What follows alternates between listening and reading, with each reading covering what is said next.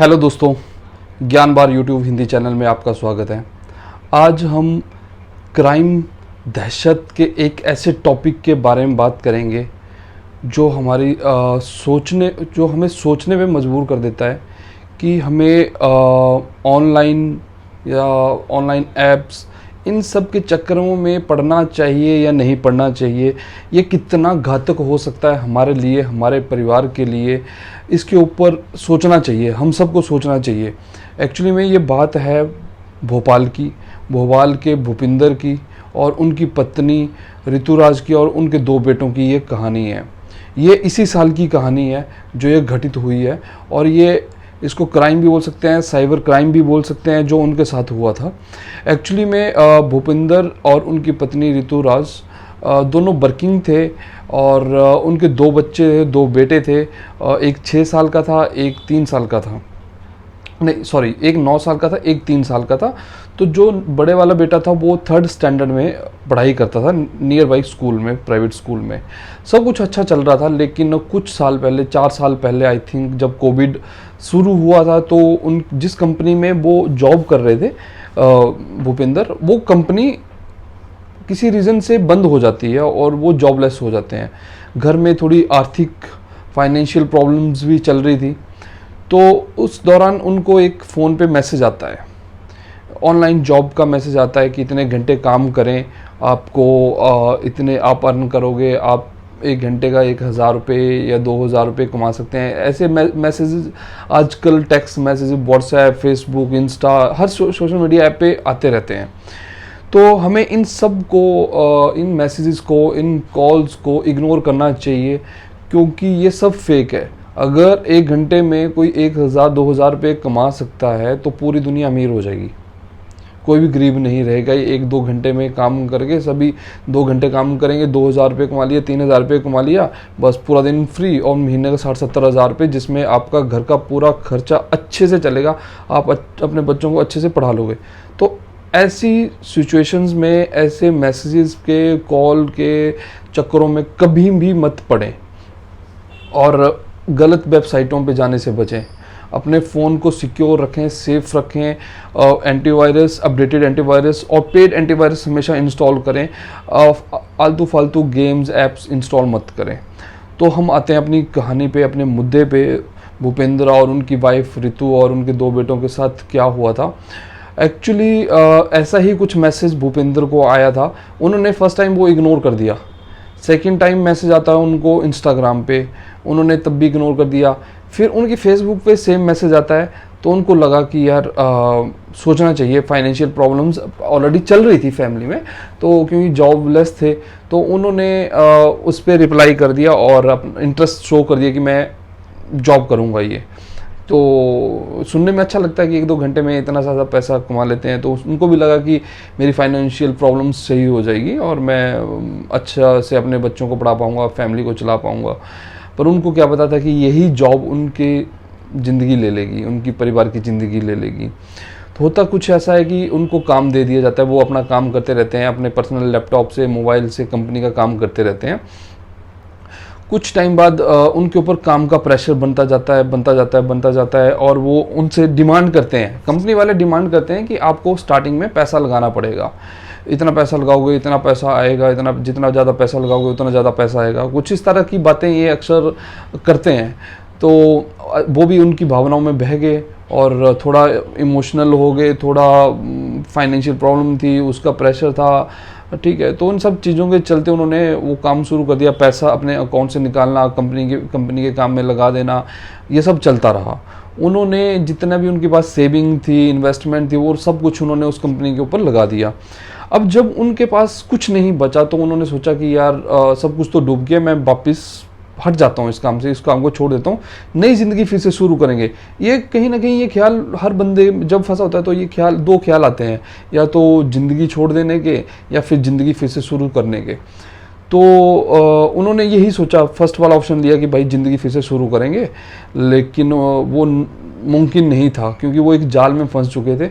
तो उन्होंने क्या किया था, जो कंपनी वाले थे, ये कंपनी एक्चुअली कोलंबिया की थी, जो ऑनलाइन ऐप के थ्रू चलती थी, ये एक कोलंबिया की थी और ये 2022 में ही रजिस्टर्ड हुई थी। और बंदे ने काम करने से पहले, उस कंपनी में जॉब करने से पहले, उस कंपनी की डिटेल चेक करी कि ये कब बनी, कब रजिस्टर्ड हुई और क्या किस तरह का काम करती है।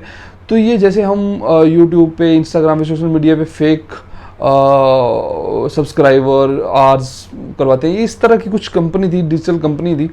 तो ये 2022 में ही कोविड के बाद, लॉकडाउन के बाद ही कोलंबिया में रजिस्टर्ड हुई थी। और इस तरह के कई क्लाइंट्स उनके थे जिनको वो ब्लैकमेल कर रहे थे। तो जैसे ही इसने भाई ने मना किया तो उनको ना उन्होंने बताया कि आपका जो मोबाइल है और लैपटॉप है वो, उसका सारा डेटा हमारे पास है। उन्होंने वो हैक कर लिए थे दोनों चीज़ें। तो उसमें जितने भी पर्सनल फ़ोटोज़ थे वो सब उस कंपनी के पास पहुंच चुके थे। तो बात यूँ हुई कि अब वो ब्लैकमेल करने लगे। अब वो बोल रहे थे उनको कि भूपिंदर को कि भाई तुम एक काम करो, बैंक जाओ, लोन लो, एग्रीमेंट साइन करो और फिर कंपनी में पैसा लगाओ। तो उसने बोला कि भाई मैं लोन नहीं ले सकता और मेरा सिविल स्कोर ऑलरेडी, मैं जॉबलेस था तो बहुत सारा कर्ज में ऑलरेडी मेरे सर पे था, तो मेरा सिविल स्कोर ख़राब हो चुका है और मुझे कोई भी लोन नहीं देता है, ना मेरे को मिलेगा और मैं ना लेना चाहता हूँ। तो उन्होंने बोला कि नहीं, आप जाओ और कंपनीज़ की ये पॉलिसीज़ बताओ, ये कुछ डॉक्यूमेंट्स बताओ और आपको लोन मिल जाएगा। उसने वैसा ही किया और लोन मिलता गया। और वो लोन उस कंपनी, भूपिंदर ने वो पैसा ना अपने परिवार पे लगाया, ना अपने बच्चों की पढ़ाई पे लगाया, ना अपने ऊपर लगाया, ना मकान, ना गाड़ी, कुछ नहीं लिया उस पैसे से। और वो सारा पैसा उस कंपनी में, फेक कंपनी में लगाता चला गया।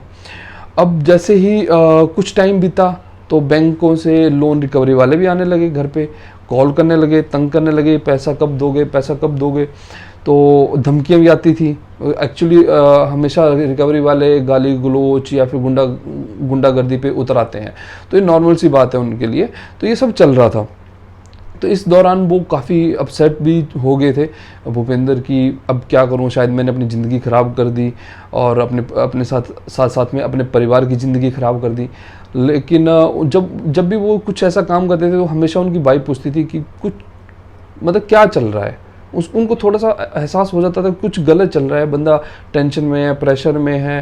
तो वो बोलता नहीं, कुछ नहीं, मैं सब अच्छा कर दूंगा, मैं आपके लिए, अपनी परिवार के लिए, अपने बच्चों के लिए ही सब कुछ कर रहा था और कर रहा हूँ और अच्छा ही करूँगा, सब कुछ ठीक हो जाएगा, ऐसा कुछ डरने वाली बात नहीं है। तो वो उनकी एक ही लाइन होती थी कि जब जो भी करना, जैसे भी करना, लेकिन गलत मत करना, बुरा काम कोई मत करना। तो अब वो भी टेंशन थी कि भाई परिवार भी ये बोलता है। अच्छा, अब क्या हुआ कि लोन का वो चुकाने EMIs नहीं दे पा रहे थे, कंपनी का काम भी उनकी तरफ से रुक गया था, वर्क प्रेशर ऑलरेडी था कंपनी की तरफ से।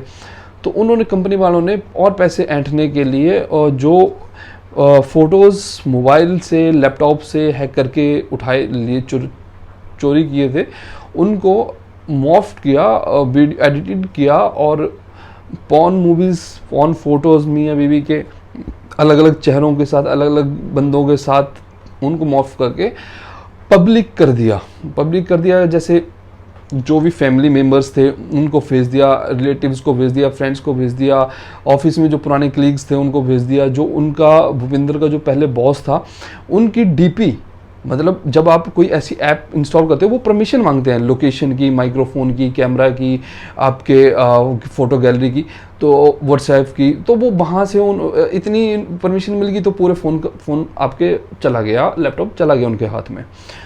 तो उन्होंने जो बॉस था इनका, भूपिंदर का, उनके DP का भी जो DP थी उसका मिसयूज़ किया, उसको भी माफ़ करके उनको भेजा कि आप भी पैसे दो इसके। अच्छा, वो पहले भूपेंद्र को ब्लैकमेल कर रहे थे, अब वो उनके रिलेटिव्स को भी ब्लैकमेल कर रहे थे और उनके बॉस को भी, कलीग्स को भी, फ्रेंड्स को, सबको ब्लैकमेल करने लगे कि भाई पैसा आना चाहिए हमारे पास।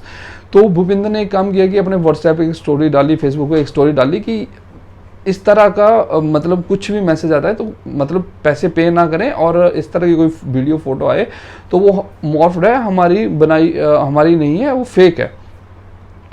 पर ये सब कुछ यहाँ पे ख़त्म हो जाता है, ये इतना आसान नहीं था। तो बात यहाँ तक पहुँची कि वो धमकी भरे कॉल, धमकी भरे मैसेजेस और ये सब आने लगे। तो अब भूपेंद्र का एक थोड़ा सा उनके दिमाग में ये भी डर था, उनके 2 भाई 4 बहनें 2 सालियाँ, माँ बाप दादा दादी सब थे, तो उनको वो किस नज़र मतलब उससे मिलें, किस नज़र से मिलें, किस नज़र से मतलब उनको देखें, फेस करें, वो भी उनके दिमाग में कहीं ना कहीं बातें बैठती। जब एक बंदा प्रेशर में आ जाता है ना, तो नेगेटिव चीज़ें बहुत ज़्यादा आती हैं, और यही वो टाइम होता है जब हमें नेगेटिव चीज़ों को हटा के थोड़ा सा पॉजिटिव रह के अपने दिल को, मन को शांत करके आगे बढ़ना होता है। वो साइबर क्राइम में भी गए, पुलिस स्टेशन में भी गए, लेकिन वहाँ से भी उनको कुछ नहीं मिला, कोई हेल्प नहीं मिली। उन्होंने फिर वो सेकेंड टाइम फिर कई बार गए, तो एक बार वो जब गए तो पहले वो एडवोकेट के पास गए कि वहाँ जाके कोई डॉक्यूमेंट, एक एफिडेविट बनना था, वो बनवा के मैं फिर वहाँ जाऊँगा। अच्छा, वो सब हो गया, फ़ोन नंबर दे दिए, कंपनी की डिटेल पुलिस वालों को दे दी, साइबर क्राइम वालों को, कुछ नहीं हुआ, कुछ भी नहीं हुआ। उसके बाद बंदे के पास कोई ऑप्शन नहीं बचती है, बंदा एक 4 पेज का सुसाइड नोट लिखता है जिसमें पूरी कहानी लिखता है कि कैसे वो ऐप मैसेज आया इंस्टा पे, फेसबुक पे, टेक्स्ट में, कैसे उसने वो कंपनी ज्वाइन की कोलंबिया वाली, कैसे उन्होंने मैं पैसे लगाता गया, अपने अकाउंट खाली करता गया, लोन बना, सब कुछ उसने पूरी डिटेल लिख दी थी। और लास्ट में ये लिखा था कि हमारे पास कोई ऑप्शन नहीं है, और मुझे समझ में नहीं आ रहा है कि मैं अपने माँ बाप, अपने दादा दादी, अपने भाइयों से, अपनी 4 बहनों से, अपनी बेटी से जो कि शायद दादा दादी के पास रहती थी, ये भी नोट में था, और अपनी भतीजी रिंकू से कैसे वो मतलब उनको फेस करे, अपनी दोनों सालियों कैसे फेस करे। तो उन सब से माफ़ी मांगी थी उन्होंने कि मुझे माफ़ कर दें, और मैं अपने बीवी को और दोनों बेटों को किसी के भरोसे भी छोड़कर, और कल को उनकी शादियों में, पढ़ाई में कोई दिक्कत आए, मैं ये कभी भी नहीं चाहता हूँ, तो मैं इनको अपने साथ लेके जा रहा हूँ, अपने परिवार को, तो हो सके तो मुझे माफ़ कर देना, और हमारा पोस्टमार्टम ना हो, और हम चारों को सामूहिक दाह संस्कार किया जाए, जिससे हम आगे भी चारों साथ में रहें। तो फिर ये बात आग की तरह फैली, पुलिस भी थोड़ी एक्टिव हुई। एक्चुअली पुलिस को पहले से ही हर मुद्दे पे एक्टिव हो जाना चाहिए, लेकिन वो नहीं होते हैं।